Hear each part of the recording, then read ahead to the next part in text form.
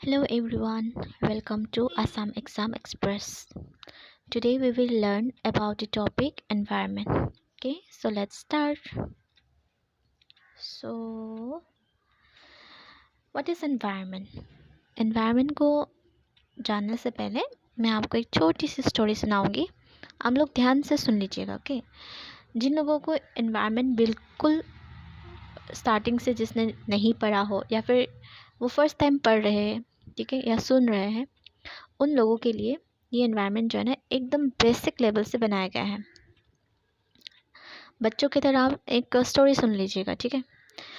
तो क्या होता है कि बचपन में जब आप लोग अपने गांव में, विलेज में, ठीक है, या फिर मान लो नानी के घर में आप वेकेशन के लिए जाते हो, तो आप अपने दोस्तों के साथ हमेशा एक बड़ी सी प्लेग्राउंड में खेलते होंगे, है ना. हो सकता है कोई फुटबॉल खेलता है या फिर कोई क्रिकेट. तो वो प्लेग्राउंड जो है ना, जब आप नेक्स्ट टाइम विज़िट करते हो तो आपने वहाँ पे देखा कि बहुत सी बड़ी कंस्ट्रक्शन चल रहा है. फिर उसको देख के आप हैरान हो गए. फिर आपने याद किया, रिकॉल किया कि वहाँ बहुत सारे स्मॉल ग्रासेस होते हैं. साइड में रोज़ का प्लांट देखा होगा, बटरफ्लाइज घूमते होंगे उस साइड. फिर मैंगो ट्रीज होते होंगे, वहाँ पे आप चढ़ के मैंगो वगैरह खा के फिर आप खेल वेल के घर आते होंगे, है ना. तो फिर आप बचपन के टाइम थे. फिर आपने पापा से पूछा कि ये क्या चल रहा है. तो आपके पापा बहुत दुखी होके बोलते हैं कि देखो हमारा एनवायरनमेंट कैसे चेंज हो रहा है, ठीक है. तो यही होता है जब आप जो है ना कंफ्यूज होके पूछते हैं कि ये एनवायरनमेंट होता क्या है. तो पापा ने कहा कि जब आप छोटे थे तो एनवायरनमेंट जो है कुछ नहीं है. जो भी आपके सराउंडिंग में है ना, उसको बोलते हैं एनवायरनमेंट. तो एनवायरनमेंट में जितने भी मैंने कहा ना कि प्लांट्स, ट्रीज, ठीक है, वो सारे क्या हो गए, बर्ड्स, इंसेक्ट्स, फ्लावर्स, ये लिविंग कंपोनेंट्स है. जो नॉन लिविंग कंपोनेंट्स आते हैं जहाँ पे सनलाइट, ठीक है, वाटर, ह्यूमिडिटी, ये सारे आपके नॉन लिविंग कंपोनेंट्स पे आते हैं. ये जो बिल्डिंग देख रहे हैं ना, ये यही प्लेग्राउंड को ढक के, उसको डिस्ट्रॉय करके एंड देन इसमें आपका घर बन रहा है, ठीक है. तो इस तरीके से जो ह्यूमन बींग्स हैं वो अपने प्रॉफिट के लिए, अपने नीड्स के लिए एनवायरनमेंट को डिस्ट्रॉय करते हैं. और आजकल ना बहुत कम ऐसे इस तरीके से प्लेग्राउंड को देखने को मिलता है. अभी हर जगह पे कंस्ट्रक्शन, बिल्डिंग बनाया हुआ देखते हैं. तो कहानी ख़त्म, लेट्स मूव, ठीक है. तो जो एनवायरनमेंट वर्ड है ये एक फ्रेंच वर्ड है, एनवायरनर से बना हुआ है. इसका मीनिंग है नेबरहुड, यानी कि आपकी सराउंडिंग, ठीक है. तो ये जो एनवायरनमेंट है, जो सांस हम अभी ले रहे हैं, जो पानी आप पी रहे हो, जो फूड आप खा रहे हो, और जहाँ पे आप हो अभी, ये क्या है, एनवायरनमेंट ही है. ये क्या करते हैं, हमारी जो बेसिक लाइफ सिस्टम है ना उसको सपोर्ट करते हैं, है ना. खाना कहाँ से मिलेगा, प्लांट्स से.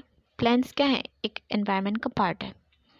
इस तरीके से तो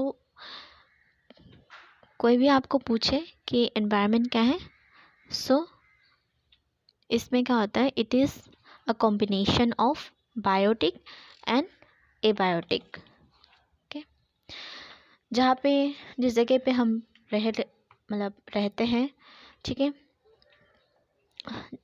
जिस चीज़ को हम यूज़ करते हैं नेचर के थ्रू, जो लिविंग ऑर्गेनिज्म हमारे आसपास सराउंडिंग पे रहते हैं, उसको कहते हैं environment. So the place, the people, things and nature that surround any living organism is called environment.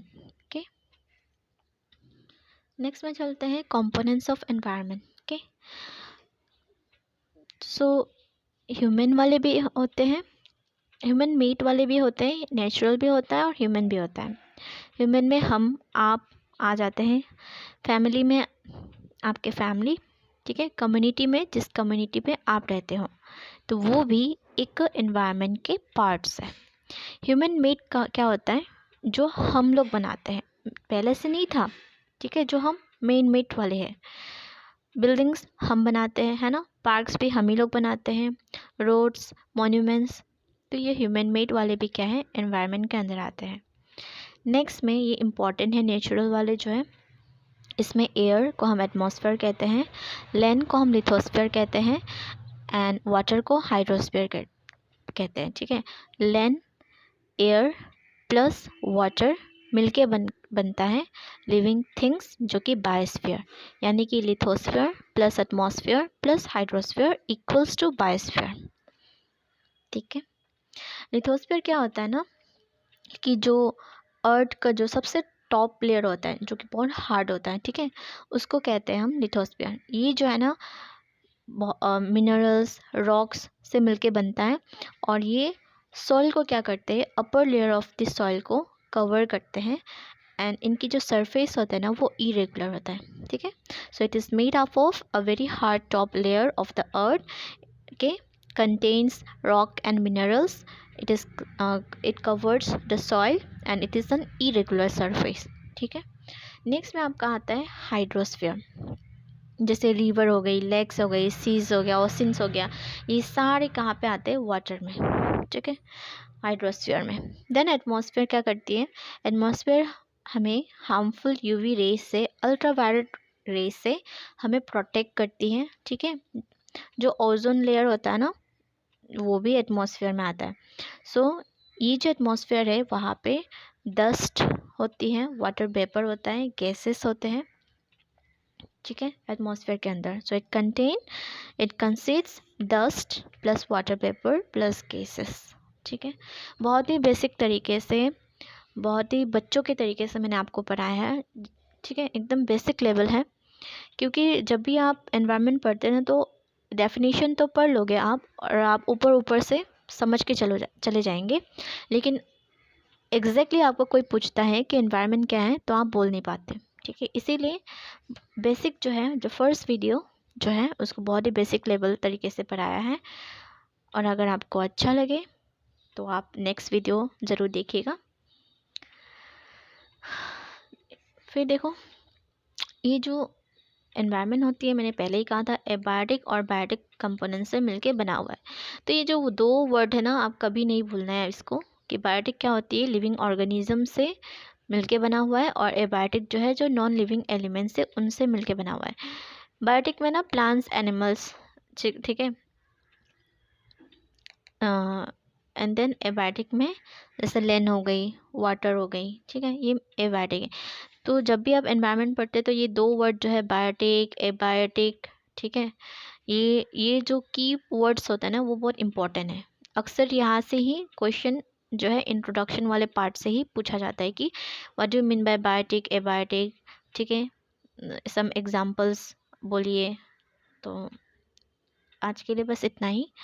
Thank you for your important time. Have a nice day.